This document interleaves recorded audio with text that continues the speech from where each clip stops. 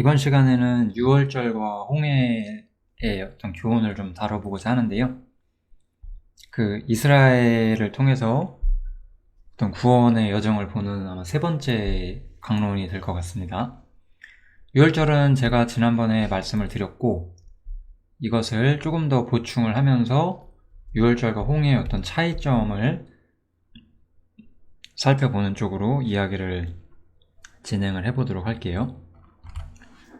이 출애굽기를 보면 분명히 유월절 사건이 일어나게 돼요. 유월절에 모든 장자들이 죽는 사건이 있고, 이스라엘이 어떤 하나님께로 나올 수 있는 근거가 확보가 돼요.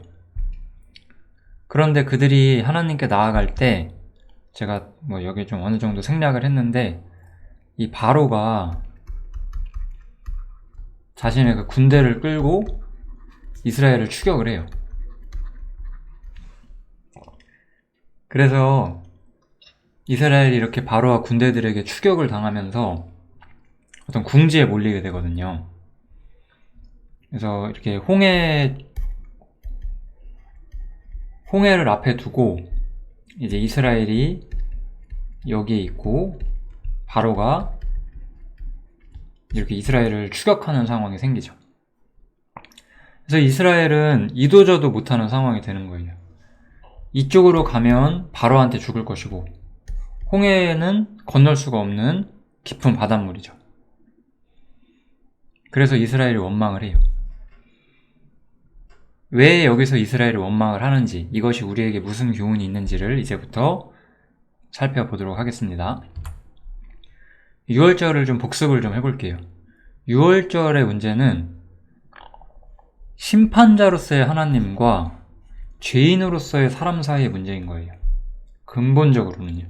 물론 이 죄인인 사람임을 미혹하고 노예로 만든 것은 사단이긴 했죠. 그래서 사단은 이렇게 말하는 거예요. 사실은 아니, 하나님, 사람이 죄인인데 어떻게 사람을 하나님 곁으로 보낼 수가 있습니까? 라고 묻는 거죠. 그럼 하나님은 공의롭기 때문에 죄인인 사람을 자신의 처소로 부르실 수는 없는 거예요. 그래서 이건 사단의 중간에 참소가 있긴 하지만, 어쨌든지 간에 중요한 문제는 하나님과 사람 사이의 문제라는 거죠. 그래서 이 하나님과 사람 사이, 심판자이신 하나님과 사람은 죄인이라는 이 커다란 문제 속에서 하나님께서는 어떠한 해결책을 제시하셨어요. 그것이 피였죠. 어린 양의 피. 그래서 우리가 그 피를 인하여 의롭다 하심을 얻었은즉 더욱 그로 말미암아 진노하심에서 구원을 얻을 것이다 라고 말하면서, 이 하나님의 진노의 심판, 이 심판으로부터 우리가 예수님의 피를 통해서 구원을 받을 수 있는 길이 제시가 돼요. 이게 바로 유월절의 교훈이었잖아요. 그래서 로마서 5장은 하나님께서 죄인들한테 어떤 분인지를 보여주고 있어요. 이게 로마서 5장에 있는 제가 한 구절을 이야기를 하고 있는데, 물론 로마서 5장 1절부터 11절까지만 그래요. 12절부터는 다른 얘기를 하고요. 아무튼 그래서 하나님께서는 이 죄인들 앞에서는 항상 어떤 분일까요? 심판자예요, 심판자. 항상 심판자. 이게 변하지 않아요. 우리가 예수님을 믿고 구원을 받아요. 그러면 우리는 어떻게 생각하냐면, 이제 하나님이 나는 용서해 주시는구나, 나는 심판받지 않는구나 라고 생각하지, 하나님이 심판자인 것 자체는 변함이 없어요. 나를 심판하지 않을 뿐이지 하나님을 여전히 내가 심판자라고 생각한다는 것 자체에는 아무런 변화가 없는 거예요. 그게 우리가 6월절에서 볼 수 있는 교훈이에요. 그렇기 때문에 이제 6월절에서 우리는 이런 결론들을 낼 수가 있죠. 첫 번째로, 우리 사람은 죄인이라는 거죠. 하나님은 심판관이시죠. 이제 여기서 제가 지난번에 좀 좀 더 시간 들여서 말씀드렸던 게 사람이 사단에게 어떤 노예 상태로 빠져 있고 사실상 자신이 노예인 것도 모르는 아주 불쌍한 상태에 있다는 것. 이것이 이제 죄인의 상태죠. 이게 진짜 죄인의 상태라고 볼 수 있어요. 죄인은 자신이 얼마나 잘못된 위치에 있는지도 몰라요. 그런데 우리가 죄인이란 걸 깨닫게 된다면, 내가 죄로부터 벗어나고자 한다면 이제 아들의 피를 통해서 믿음으로 나오면 되고, 그러면 우리가 죄사함을 받고 의롭다함을 받을 수 있다라는 것을 우리가 성경에서 볼 수가 있어요. 이게 이제 6월절에서 좀 우리가 볼 수 있는 어떤 종합적인 결론이죠. 이러한 이야기들이 우리 성경 여기저기에 흩어져 있고, 우리는 로마서를 통해서 이런 부분들을 정확히 살펴볼 수가 있죠. 그런데 이제부터 우리가 생각할 주제는, 어째서 이렇게 죄 용서를 받은 사람이 아까처럼 하나님을 원망할까요? 가장 먼저 우리 출애굽기 14장에 있는 그 모세한테 왜 우리를 여기까지 나와서 죽게 하느냐고 원망했던 그 말씀으로 시작을 했잖아요. 이제 왜 이렇게 우리가 용서를 받고 심판을 받지 않는데도 자유가 없을 수밖에 없는지, 그 이야기를 좀 살펴보겠습니다. 이게 홍해 앞에서 이스라엘의 진짜 모습이에요. 바로가 가까이 오니까 이스라엘 자손이 그 애굽 사람들이 자기 뒤에 있는 걸 보고 두려워하는 거예요. 우리는 사단의 권세로부터 자신이 전혀 자유롭지 않다는 것을 이제 배우기 시작을 해요. 이거는 구원받기 전이 아니라 구원받은 후에, 엄밀히 말하면 사실 죄 용서를 깨달은 후에 우리가 이해하게 되는 경험이에요. 아마 이것을 경험하시는 분들이 아마 여기저기 있으실 거라고 저는 생각을 하고요. 이때 우리는 우리 자신에게 소망이 없다는 것을 배워야 되는 거예요. 이것은 이제 우리가 비유를 통해서, 사건을 통해 나타나는 거지만, 우리는 조금 다른 방식으로 이러한 일들이 발생을 하게 돼요. 우리가 죄 용서를 받게 되면 이제 우리는 이제 나는 하나님을 위해 살아야 되겠다, 이런 마음의 어떤 다짐을 하게 되죠. 사실 이거는 정상적인 그리스도인들이 당연하게 먹는 생각이라고 저는 생각을 해요. 여기서 이제 뭐 잘못된 교리로 나가는 건 제가 뺄게요. 그것까지 말하면 너무나 길어지기 때문에. 그럼 사실 우리가 하나님을 위해 정말로 산다고 한다면 하나님의 요구를 알게 돼요. 하나님은 사람에게 항상 그 율법으로 요구를 하시죠. 율법은 인간은 마땅히 어떻게 행해야 하는지를 다루고 있는 주제예요. 너가 인간이라면, 그리고 너가 나의 백성이라면 너는 이렇게 살아야 한다 라고 율법은 사람에게 어떤 책임을 요구해요. 이게 율법의 본질이에요. 그럼 우리는 처음에는 내가 이제 이렇게 해서 하나님 잘 섬겨야 되겠다, 이렇게 생각을 할 수가 있어요. 뭐 그런 게 잘못은 아니에요. 당연히 우리 마음속에 그런 게 오니까. 그런데 막상 우리가 이 책임의 길을 가보면 우리는 엄청난 문제에 부딪히게 돼요. 내가 이 책임을 다 할 수가 없다는 거예요. 무능력하다는 거죠.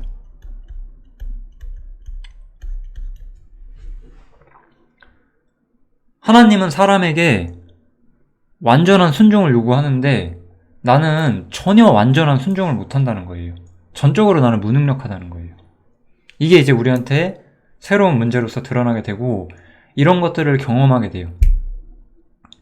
그러면서 우리는 영혼에 더 슬픈 갈등과 괴로움을 느끼게 되는 거죠. 아니, 내가 구원을 받았는데 왜 이렇게 나는 사단의 권세로부터 이 죄와 어떤 율법과 어떤 그 사단의 어떤 폭정에 나는 왜 이렇게 아무것도 하지 못할까? 왜 나는 유혹이나 내 자신의 정욕에 쓸려서 나는 갈까? 이런 거를 느끼실 수밖에 없고 실제로 여기서 사람은 이길 수가 없는 상태에 있어요. 여기서 그동안 교회는 어떤 식으로 이 문제를 무마해 오냐면 이 하나님의 요구를 약화시키는 방식으로 이 문제를 해결을 하죠. 교회에서 뭔가 만든 것만 지키면 된다고 해요. 그러면 우리가 괜찮거든요. 이 정도는 내가 할 수 있지. 토요일 일요일 열심히 오라고? 알았어, 내가 할게. 성경 하루에 한 장씩 읽으라고? 세 장씩 읽으라고? 그 정도는 할 수 있을 것 같아. 그것도 못해서 허덕거리는 분들도 있고 그 정도는 할 수 있어라고 생각하죠. 저는 교회에서 성경 3장 읽으라고 할 때 저는 30장 넘게 읽었어요. 그런 거 할 수 있었어요. 근데 중요한 것은 제가 그렇게 성경을 많이 읽다 보니까 하나님의 요구는 완전한 순종이었다는 거죠. 아까 제가 말했다시피 완전한 순종이에요.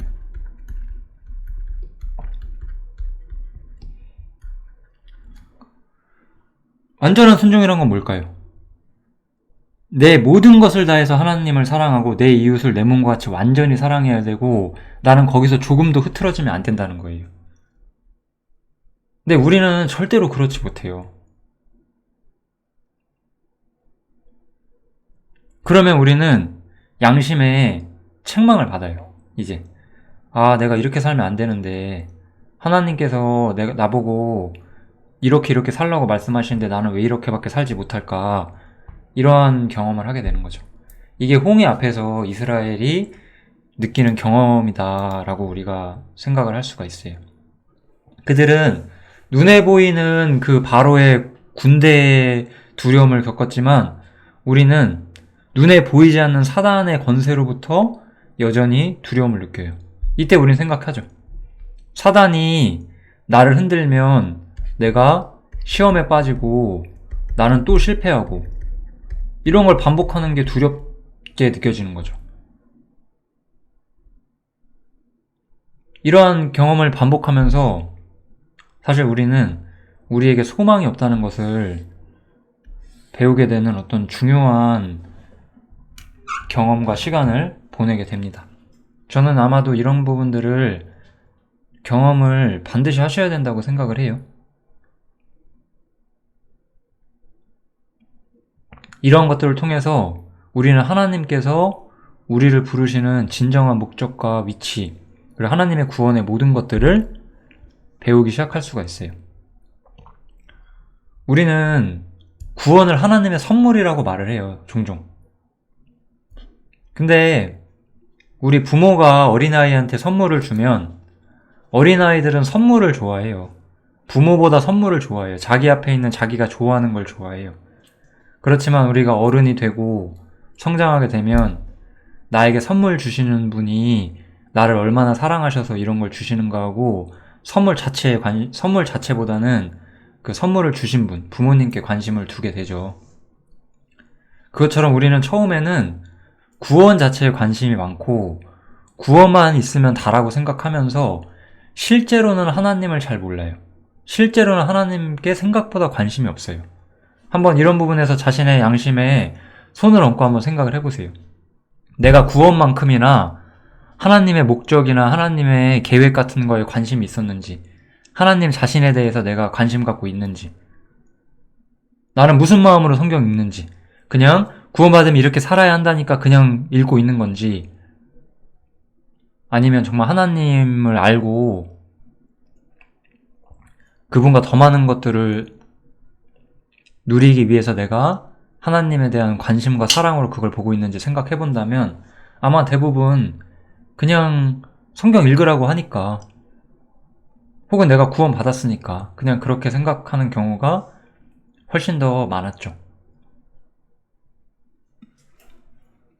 그래서 하나님께서는 이렇게 율법 아래서 우리가 무능력하고 실제로는 여전히 사단의 권세로부터 전혀 자유롭지 않다는 것을 우리에게 가르쳐 주시는 시간을 보내게 하세요. 이걸 우리가 이제 신약에서 보면 로마서 7장에 나온 사람의 모습이죠. 로마서 7장에 나타난 사람의 모습을 보면 이 사람은 율법이 신령한 거라는 걸 알아요. 이건 이 사람이 하나님을 믿는 사람이란 뜻이에요. 이 사람은 진짜 그리스도인이에요. 거듭나지 않은 사람들은 율법이 신령하다는 것, 율법이 영적인 어떤 특성을 가지고 있다는 걸 전혀 이해하지 못해요. 그렇기 때문에 자신이 율법이 들어오면 자신이 철저하게 정죄를 받는다는 걸 잘 이해하지 못해요. 율법 그까이 거 지키면 되지. 혹은 별로 관심도 없거나 그렇게 돼요. 나는 살인 안 했으니까, 나는 간음 안 했으니까, 이렇게 쉽게 생각해요. 그렇지만 율법은 인간의 모든 것들을 보고 그 추호의 어떤 그 작은 우리 내 마음속에 있는 죄들, 그런 것들을 전부 다 검출하거든요. 그래서 로마서 7장에 나타난 사람은 율법이 가진 신령한 특징을 이해하고 있고, 이렇게 율법이 가진 신령한 특징을 이해하자마자 우리는 엄청난 사실을 깨닫게 되죠. 내가 죄 아래 팔려있다는 사실. 저는 이 문제를 우리가 좀 정확히 아시면 좋겠어요. 우리가 6월절에도 제가 사단의 역사를 말했고, 사실 믿지 않는 사람들은 사단의 노예라고 했지만 그들은 자신이 노예인지 모른다 그랬어요. 제가 뒤에서 이야기할 것 같은데요. 예, 여기 있죠. 구원받지 않은 사람은 어떠냐면 율법을 깨닫지 못했을 때예요. 그때는 자신이 살았다고 생각을 해요. 자신이 아무렇지도 않다고. 자신이 이 세상에서 사단 아래 있지만 아무렇지도 않다라고 생각을 해요. 그래서 율법이 자신한테 아무런 효과가 없어요. 이런 상태에서 사람은 실제로는 사단의 노예인데 자신이 사단의 노예인지도 모르고 살아요. 그렇지만 거듭나게 되면 율법이 기능하기 시작해요. 그래서 율법이 기능을 하고, 그러면 죄라는 게 살아나기 시작해요. 내 안에 죄가 있고 죄가 나를 장악하고 있다는 걸 이해하기 시작해요. 이 두 사람은 완전 다르죠. 이 구원받지 않은 세상 사람은 자신이 죄의 노예라는 것을 모르고 살아요. 율법이 아무런 기능을 못하기 때문에. 그렇지만 우리가 구원을 받게 되고 거듭나게 되면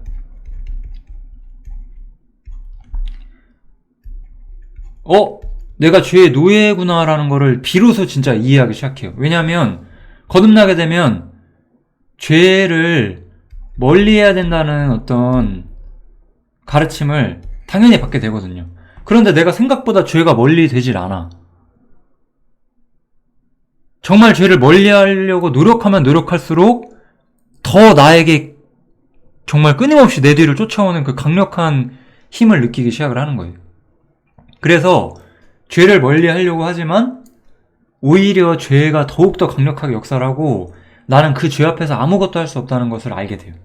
그래서 계명의 이름에 죄는 살아나고 나는 죽었다라고 말하는 거죠. 그래서 사실 구원받지 않은 사람은 자신이 사단의 노예고 죄의 노예인 거 몰라요. 그냥 자기 마음대로 산다고 생각해요. 오히려 구원을 받아야 사람이 자신이 죄의 노예고 사단의 노예라는 것을 비로소 알게 돼요. 생명에 이르게 할 그 계명. 원래 율법은 내가 생각하기엔 이것을 해서 하나님께 갈 수 있고 하나님의 호의를 얻을 수 있고 하나님을 기뻐할 수 있기 위해서 이런 걸 해야 된다고 난 생각했는데, 오히려 그것은 나에게 정죄와 사망만을 가져줘요. 나를 정죄하고 나를 심판하고 너는 하나님 앞에 설 자격이 없는 사람이라고 오히려 말해요. 거듭나지 않은 사람은 오히려 그렇게 생각 안 하죠. 오히려 거듭났을 때 율법이 가진 힘을 정말 크게 느끼기 시작을 하는 거예요, 사람이. 그럼 그렇게 율법을 통해서 우리는 내 속에 있는 걸 알게 돼요.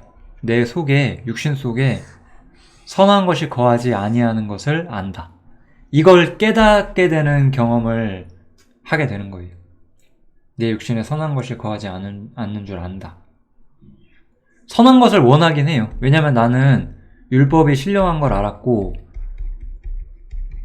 율법은 하나님한테 온전히 순종하는 것을 나한테 권하기 때문에 그걸 원하기도 해요.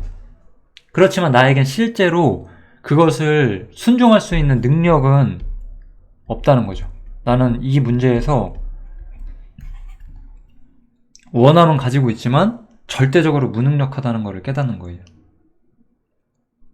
그래서 우리는 비로소 고백하게 되는 거죠. 아, 나는 너무나 곤고한 사람이다. 이 사망의 몸에서 누가 나를 건져낼 수 있을까? 여기가 사람이 봐야 하는 바닥이 되는 지점이고, 우리가 그 홍해 앞에 선 이스라엘 사람들의 마음과 같은 거예요. 그들은 저 바로를 무찌르고 바로의 그런 거 없이 앞으로 나아가고 싶은데, 바로가 앞에서 나를 쫓아오고 그 앞에는 홍해의 그 무서운 강물이 날 가로막고 있어요. 나에겐 탈출구가 없는 거예요. 홍해는 죽음을 상징하는 거였고, 이 죄의 문제에서 이렇게 이 죄된, 이럴 때 사람들이 참 그런 표현을 많이 쓰죠. 아, 죄스럽다. 나는 왜 이렇게 죄스러울까? 이런 표현을 쓰시는 분들도 있었던 것 같아요. 아, 나는 너무 죄된 것 같아. 뭐 이런 식으로. 죄 앞에 눌려 사는 거예요. 그래서 여기 있는 사람들은 때로는 그렇게 말하죠. 아, 차라리 내가 죽으면 좋겠다. 죽으면 더 이상 죄 안 지을 거 아니냐. 하나님 앞에 가면 차라리 빨리 주님이 오시면 내가 더 이상 죄는 안 지며 살 수 있지 않을까. 그렇게 말을 하죠. 그만큼 자신의 공고함을 느끼고 이 문제에 대한 진정한 해결을 바래요.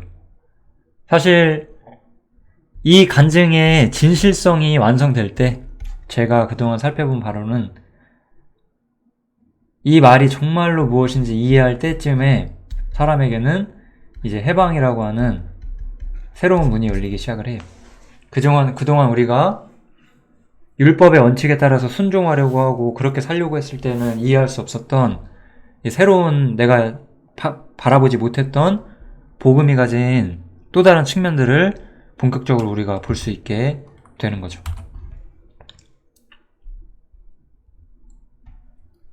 그래서 우리는 로마서 7장 상태에서 또 이런 걸 볼 수가 있어요. 내 속사람으로는 하나님의 법을 즐거워하되, 분명히 우리는 거듭났고 거듭난 사람은 새로운 본성을 갖고 있어요. 이거는 거듭났기 때문에 그렇다는 거예요. 제가 이 이야기를 아까 이야기가 거의 끝나긴 했는데, 이 이야기를 제가 덧붙인 이유는 때로는 전혀 생명의 흔적이 없는 사람들이 이 로마서 7장에 되게 공감하는 것처럼 말을 해요. 그렇지, 사람은 죄를 못 이겨. 죄를 안 지울 수 없어. 라고 말해요. 그런데 이건 이제 그 사람의 양심 속에 담겨져 있는 거예요. 사실 거듭난 사람은 생각보다 하나님의 법을 무척 즐거워해요. 하나님 추구하는 걸 좋아해요. 그래서 더 괴로워해요. 왜냐면 나는 너무나 하나님을 추구하고 싶은데 안 되기 때문에 괴로운 거거든요. 그런데 거듭나지 않은 사람들이 로마서 7장에서 이런 얘기를 들었을 때 이런 식으로 많이 이야기를 하죠. 아, 맞아. 우리는 못해. 그러니까 우리는 못하니까 이렇게 살 수밖에 없지. 뭐 이런 되게 이상한 결론도 많이 나오죠. 그렇지만 정말로 거듭난 사람은 새로운 본성이 있고, 이 본성은 하나님의 법을 정말로 즐거워하고 하나님의 법을 정말로 즐거워하기 때문에 내 육신이 나를 사로잡는다는 것을 정말로 깊이 느껴요. 저는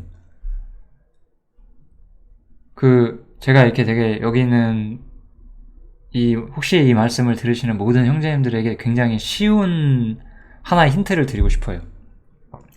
어떤 사람이 있는데 이 사람이 교인이라고 한번 해보세요. 교회에 다니고 있어요. 근데 이 사람이 진짜 어떤 사람인지 궁금해요. 그러면 한번 이런 얘기를 해보세요. 이 사람이 자기 원대로 살거든요. 사실 어떤 점에서. 사실 자기 원대로 살기 때문에 우리가 의심하겠죠. 그러면 여러분이 자기 원대로 사는 것이 사단의 노예이기 때문에 그러신 걸 아십니까? 라고 한번 여쭤보세요. 아마 거듭나신 분들은 인정하실 거예요. 그래서 자기 원대로 안 살고 싶어요, 사실은. 내가 내 원대로 산다는 것은 그 노예인 사단의 권세 앞에 끌려간다는 걸 알기 때문에 그렇게 안 살고 싶어 하는데 자꾸 그렇게 끌려가서 너무 괴로운 거예요. 그런데 거듭나지 않은 사람 어떨까요? 이런 말 되게 싫어해요. 이런 말씀은 인정 잘해요, 사람들이. 당신 죄인입니다. 정말 죄 한 번도 안 지으셨어요? 이런 건 다 인정해요. 맞아, 나는 죄인이야. 나는 죄를 안 짓고 싶어도 져. 이런 거. 그냥 실제적인 범죄 얘기를 인정시키는 건 굉장히 쉬워요. 근데 그 사람이 범죄했다는 것을 인정시켰다고 해서 그 사람이 정말 회개할까요? 생각보다 그거 잘 안 돼요. 사람은 자신이 범죄했다는 사실뿐만 아니라 자기 원대로 살고자 하는 그 경향성이 있다는 거예요, 사람 속에는. 그리고 이 경향은 왜 오는 거다? 사단의 지배 때문에 온다는 거예요. 사단의 지배 때문에 사람이 자기 뜻대로 살고 싶어 해요. 그러니까 자기 마음대로 하고 싶은 거 다 하면 살아요. 그러면 그 사람한테 물어보세요. 원하시는 거 그렇게 하시는 것이 사단에게 끌려가시는 거라고. 그렇게 한번 얘기해보세요. 그럼 그가 어떻게 반응할지.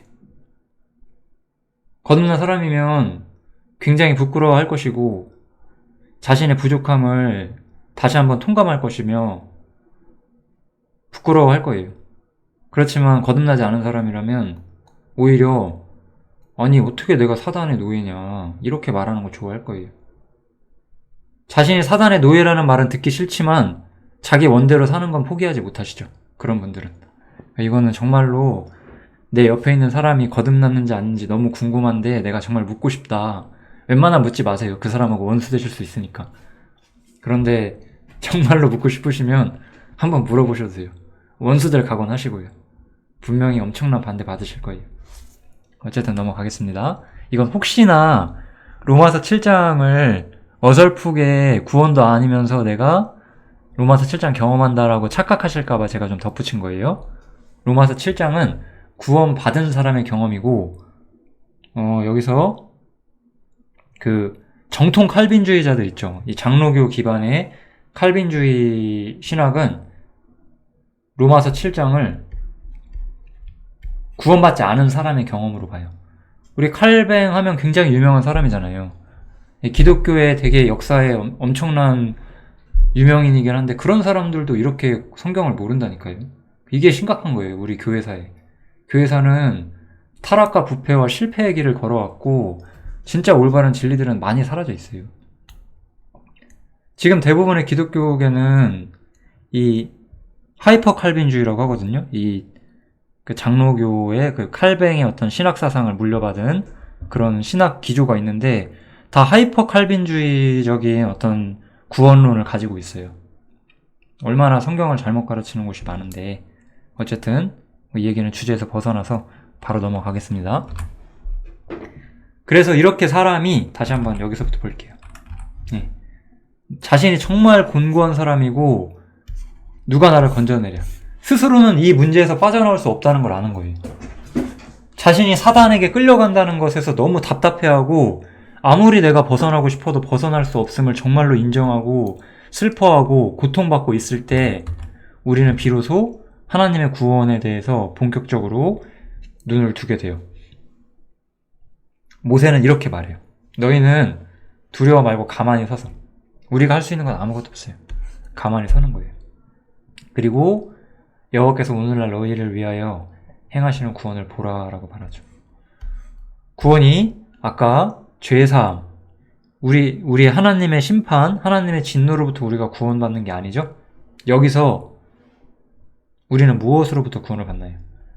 오늘 본 애굽 사람, 이 바로죠. 혹은 사단이겠죠.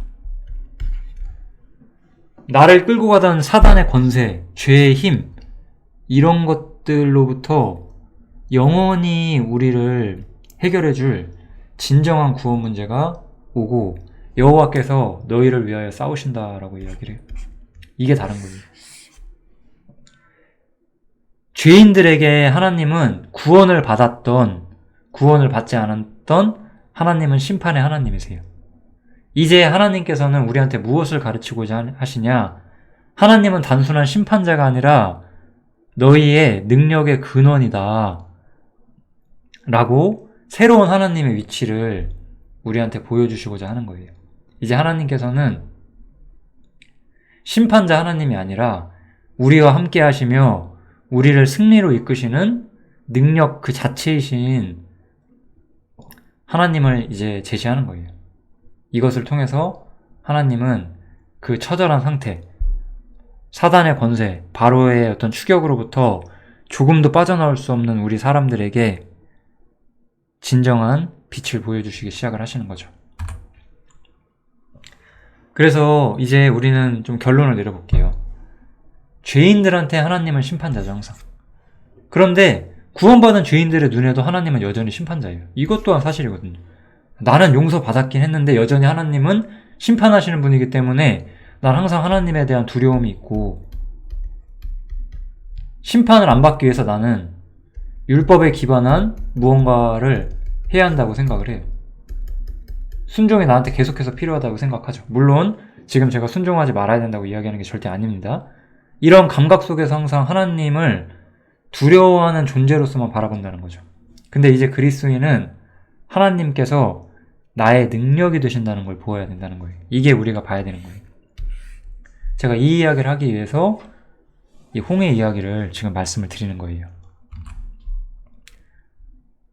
어떻게 이것이 가능하게 되느냐? 우리가 바로 그리스도 안에서 해방되었다라고 성경은 말해요.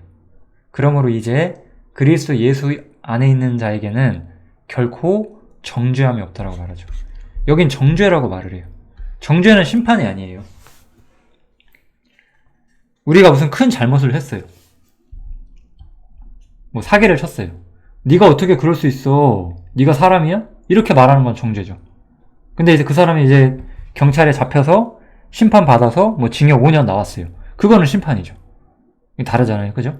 그래서 우리에게 심판은 없었어요. 원래 우리가 죄사함을 받았다는 뜻은, 그 피를 지나왔다는 것은 더 이상 심판 없는 거예요. 그런데 여전히 사단이 우리를 쫓아왔죠. 그리고 우리는 사단과 이 권세, 그 세상의 어떤 율법의 힘, 이런 걸 통해서 우리는 계속해서 정죄로부터 자유롭지를 못했어요.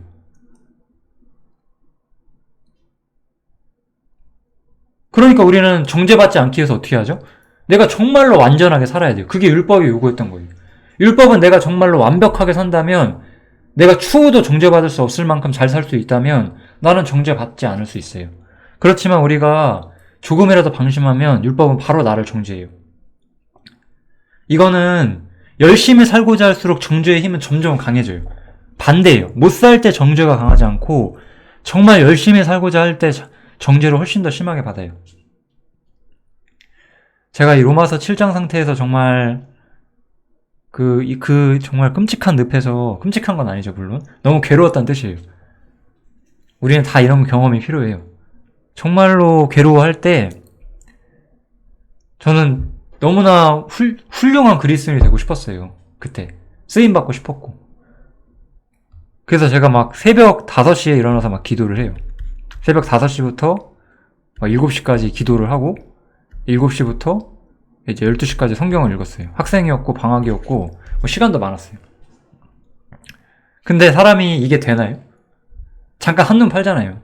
5시부터 일어나서 기도하다가 졸고 7시부터 12시까지 성경 보다 잠깐 딴 생각하고, 그 당시에 이제 부모님하고 같이 살았는데 이제 부모님 출근하시고 안 계시니까 힘들다, 잠깐 소파에 앉아 있어야지. 소파에 잠깐 앉아 있다 TV 틀면은 또 멍하니 TV 좀 보고 있잖아요. 그러면 또 이제 정죄 받는 거죠. 와, 내가 TV를 보네. 내가 제정신인가 막 이러죠. TV 그런 거예요. 물론 이게 제가 TV 보지 말라고 하는 말씀이 아니고 그만큼 정열이 강하기 때문에 더 큰 정죄를 받았단 말이에요. 너무나 괴로운 거죠. 그런데 이러한 정죄로부터 우리가 해방된다는 거예요. 왜냐하면 그리스도 예수 안에서 우리는 전혀 다른 법의 적용을 받기 시작을 한다는 거예요. 이거는 이렇게 이해를 해주세요. 우리가 죄인이었을 때 우리는 죄와 사망의 법에 통제를 받아요. 이게 한 나라예요. 쉽게 말해서. 우리는 어떤 나라에 살고 있었는데 그 나라는 뭔가 조금만 잘못하면 그냥 사람을 죽여버려요. 뭐 그런 곳에 있었다는 거죠. 근데 내가 새로운 나라로 이민을 갔는데 그 나라는 잘못한 게 있으면 잘못하지 않게끔 우리를 도와줘요. 그렇게 새로운 나라로 우리가 들어가는 거예요. 그래서 우리는 이 기존의 법질서가 아닌 새로운 법질서 안으로 들어가게 돼요. 뭐 이거는 국가가 바뀌지 않으면 불가능하죠. 지금 현재로서는. 한국엔 한국법이 있고 북한엔 북한법이 있잖아요. 북한의 법은 우리보다 훨씬 더 팍팍하죠. 그런데 남한으로 오면 조금 더 자유롭잖아요. 뭐 그런 거랑 비슷한 것처럼 전혀 다른 법질서 속으로 우리가 들어가게 된다는 거예요. 그래서 우리는 율법에 따라서 정죄받는 법질서에 더 이상 있지 않고 이제 우리가 더욱더 온전한 축복과 하나님의 모든 호의를 예수님의 희생을 기반으로 해서 누릴 수 있는 새로운 영역 속으로 우리가 들어온다는 거예요. 그래서 그리스도 안에서 기존 죄와 율법과 사단의 권세는 아무런 효력이 없어요. 효력이 없는 거예요. 새로운 세계로 들어갔어요. 거기는 새로운 법이 지배하는 세계예요. 그래서 우리는 나라가 바뀐 사람이에요. 신분이 바뀐 사람이에요. 그냥 죄가 있는데 용서받은 게 전부가 아니에요. 이것을 우리가 반드시 이해하셔야 돼요. 옛날에 우리는 아담 안에 있었어요. 아담 안에서 우리는 항상 죄인이었어요. 그리고 언젠가 우리가 죄의 용서를 받았어요. 그런데 여전히 내가 아담 안에 있다고 생각을 해. 그러니까 나는 죄 안 지려고 노력하고 그럴수록 더욱더 죄한테 더욱더 묶이고 이때 나는 복음이 가진 전체 영역을 아직 이해하지 못했다는 거예요. 우리는 이제 아담 안에 있지 않고 하나님께서 우리를 그리스도 안으로 옮기셨어요. 그리스도 안에서 우리는 어떠한 죄와 율법과 사단의 권세가 들어올 수가 없어요. 왜냐하면 우리가 그리스도 안으로 들어가기 위해서는 아까 우리가 봤던 것처럼 홍해를 건너야만 하는 거예요. 홍해. 그런데 홍해를 건넌다는 건 어떤 의미일까요? 홍해는 예수 그리스도의 죽음과 부활을 상징하고 그때 우리가 그분의 죽음에 함께 참여하게 되었다는 것, 우리가 그분의 죽음에 함께 들어갔다고 성경에서 여겨진다는 것을 상징하고 있어요. 그래서 우리는 그리스도 안에서 옛사람, 우리 아담 속에 있던 옛사람이 사망 선고를 받는 거예요. 우리는 죽었어요. 그럼 죽은 자에게 죄와 율법과 사단의 권세가 영향을 미칠 수 있냐? 영향을 미칠 수 없어요. 왜냐하면 이것들은 전부 다 첫사람 아담 속에만 있는 것들이거든요. 그래서 첫사람 아담 속에만 있었던 이런 것들이 여기서 우리와 같이 넘어오지를 못해요. 우리는 그리스도 안에, 제가 아까 말했죠? 새로운 나라에 들어가요. 그래서 아담 안이라는 건 어떤 나라예요? 여기는 죄와 사망의 법이 있는 나라예요. 아담이라는 나라는. 이제 그리스도 안에 있는 새로운 나라는 생명과 성령의 법이 있는 나라예요. 이게 전적으로 다른 나라로 우리가 들어갔고 전혀 다른 법질서에 지배를 받는 거예요. 전적으로 우리는 새로운 위치에 들어간 거죠. 그리고 이 죄와 율법과 사단의 권세가 아무런 쓸모가 없다는 것을 분명히 보여주기 위해서 이 홍해가 열렸을 때 바로와 그의 군대가 이스라엘을 무리해서 쫓아오다가 홍해에서 수장당해서 죽게 되죠. 사단의 힘은 어디까지인가를 분명히 보여줘요. 사단은 사망 넘어 있는 권세, 거기에 들어오지 못해요. 왜 주님께서 재림하시고 이 땅에 새로운 세계가 세워지면 그때 우리는 왜 더 이상 죄에 대해 걱정 안 해도 될까요? 사단이 그 세계에 들어올 수가 없어요. 사단이 못 들어오는 세계를 하나님은 창조하시는 거예요. 왜냐하면 그 두 번째 세계, 두 번째 나라, 그리스도의 나라는 사단이 들어올 수 없는 나라였어요. 처음에 아담을 위해 만드신 나라는 완벽하지 않았기 때문에 사단이 아담에게 와서 그의 짝인 하와를 미혹시켜서 아담을 타락시키잖아요. 이렇게 다시 한번 사단이 우리에게 와서 우리를 타락시킬 수 없는 그런 세계. 왜냐하면 그리스도께서 사망의 권세를 깨셨기 때문에 그렇다는 거죠. 그래서 우린 그리스도 안에서 전적으로 새로운 법질서 안에 있는 완전히 새로운 나라로 우리가 들어간다는 거예요. 그 나라엔 죄와 정죄와 사망의 법이 없는 나라예요. 그냥 없는 나라인데 왜 우리가 정죄를 받아요? 이걸 이해하셔야 되는 거예요. 이게 바로 우리가 지금 이해하는 구원이에요. 이거는 우리의 경험과 항상 충돌하기 때문에 믿어지는데 시간이 많이 걸리실 수가 있어요. 그렇지만 이거는 명확한 성경의 어떤 선언이고 우리는 반드시 이것을 믿어야만 합니다. 이렇게 우리가 홍해를 건넜을 때 비로소 우리는 찬송을 부를 수 있어요. 물론 우리가 죄사함 받았을 때도 굉장히 많이 기뻐하고 나 지옥 안 간다 너무 행복하다라고 찬송 불러요. 그런데 그때 우리는 우리의 어떤 죄성, 우리가 죄로 인해서 연약하다는 사실 때문에 너무나 자주 슬픔에 떨어져요. 그때 우리는 온전한 찬송을 못해요. 왜냐하면 하나님께서 나에게 지옥에 안 보낸다는 건 알죠. 그렇지만 하나님이 나의 능력이 되신다는 그러한 담대함이 없어요. 내가 정죄받을 수 없고 더 이상 사망의 권세, 사단의 권세, 율법이 나를 참소할 수 없고 정죄할 수 없는 그런 위치에 내가 들어오는 거. 그걸 내 힘으로 내가 온전히 순종해서 된 게 아니라 그냥 예수님께서 나를 위해 모든 걸 하셨기 때문에 내가 자동으로 그 모든 것들을 얻게 되었다는 거. 그거를 이해하지 못했기 때문에 하나님은 나의 능력이라고 기도하지 못했어요. 하나님은 나의 노래라고 기도하지 못했어요. 이거는 기쁨이죠. 그때 우리는 어떤 기쁨을 노래했을까요? 죄사함 받았을 때는 내가 지옥 안 가는 기쁨을 노래하죠. 근데 이제 우리는 어떤 기쁨을 노래하나요? 지금 우리가 노래하는 기쁨은 뭐냐면 하나님의 호의예요. 하나님이 나를 크나큰 사랑으로 대하신다는 것들에 기뻐하세요. 우리는 그게 잘 안 돼요. 제가 조금 이따 다시 설명해 드릴게요. 지금 미리 할게요.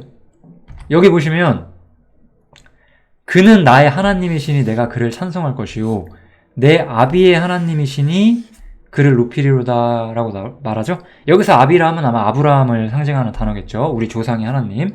그렇지만 우리는 이제 어떻게 되냐면 내가 죄인일 때 우리가 하나님은 여전히 심판자고 나의 하나님이라고 감히 부르질 못해요. 그때 우리는 그렇게 생각해요. 내가 신실하게 살면 나의 하나님이라고 당당히 부를 수 있을 텐데 내가 이렇게 사는데 어떻게 하나님을 나의 하나님이라고 부를 수 있겠어. 우리는 언제나 그래요. 그럼 우리는 어떤 하나님이라고 불러서 우리의 안전한 장소와 호의를 취할 수 있느냐? 예수 그리스도의 하나님이라고 우리는 부를 수가 있죠. 하나님은 예수 그리스도를 완벽히 사랑하시고 완벽히 기뻐하시고 항상 완전한 호의로 아들을 대우하세요. 그럼 이제 우리는 어떨까요? 우리 이제 그리스도 안에 있기 때문에 하나님은 우리를 그리스도와 같이 대우하신다는 거예요. 그래서 우리에게 하나님은 나의 하나님이 이제서야 돼요. 왜냐하면 내가 잘 살아서 이게 되는 게 아니에요. 내 자신 때문에 이게 된다고 우리는 절대 생각하면 안 돼요. 내 자신 때문에 이게 되는 게 아니라 예수 그리스도의 하나님이기 때문에 내가 예수 그리스도 안에 있잖아요. 그러니까 나도 그리스도 안에서 하나님을 나의 하나님이라고 당당하게 부를 수 있는 거예요. 그래서 나는 그분을 나의 노래라고 진짜 말할 수 있어요. 나의 기쁨이라고. 우리 이거 못 말해요. 만약에 이 문제가 해결 안 돼 있으면은 야 네가 그렇게 죄를 사랑하고 사단의 노예로 사는데 하나님이 너의 기쁨이라고? 거짓말하지 마. 이렇게 바로 참서가 들어온단 말이에요. 근데 우리는 나의 하나님이라고 말 못해요. 그 상태에서는.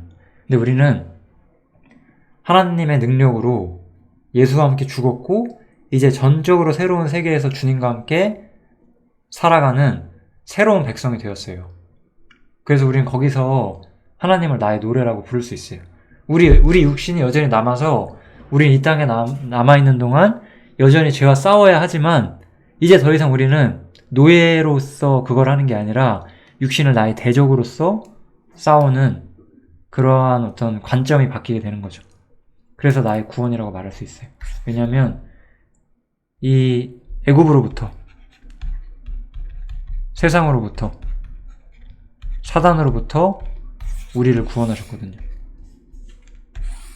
지옥으로부터의 구원에서 우리는 예수님을 구원이라고 하나님을 구원이라고 부르지 못해요. 왜냐하면 지옥에 보내시는 분도 하나님이시거든요.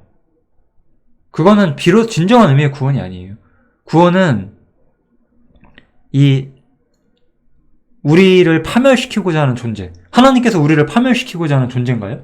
그건 아니잖아요. 하나님은 공의롭기 때문에 죄인을 지옥에 보내셔야만 하지만 하나님이 우리를 파멸시키길 원하지 않잖아요. 진짜 우리를 파멸시키고자 하는 건 뭐예요? 애굽, 세상, 사단이잖아요.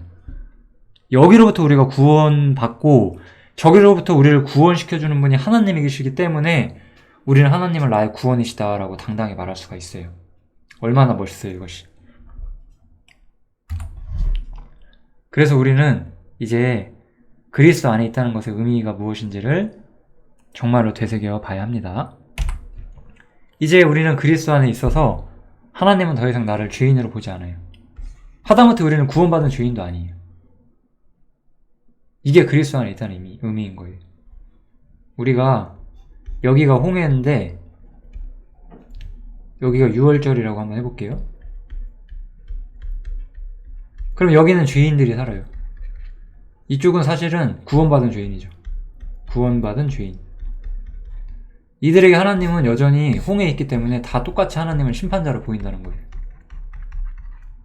그런데 하나님은 이 사람들을 여기에 놔두신 게 아니에요. 하나님을 심판자로 여전히 알게 두신 게 아니고 우리를 홍해를 넘어서 더 이상 죄와 사망의 어떤 노예로 살지 않게끔 우리를 완전히 끄집어내 주셨어요. 그리고 우린 이 안에서 우리가 그리스도 안에 있다라고 우리는 말을 할 수가 있어요. 우린 그리스도 안에 있기 때문에 하나님께서는 우리를 아들로 보시는 거예요. 하나님은 나를 직접 보시지 않고 그리스도 안에서 날 보시기 때문에 하나님은 이거 보세요. 여기 하나님이 계시고 여기 내가 있는데 내가 이렇게 그리스도 안에 있어요. 이렇게. 그러니까 하나님은 나를 보시려면 그리스도를 보셔야 돼요.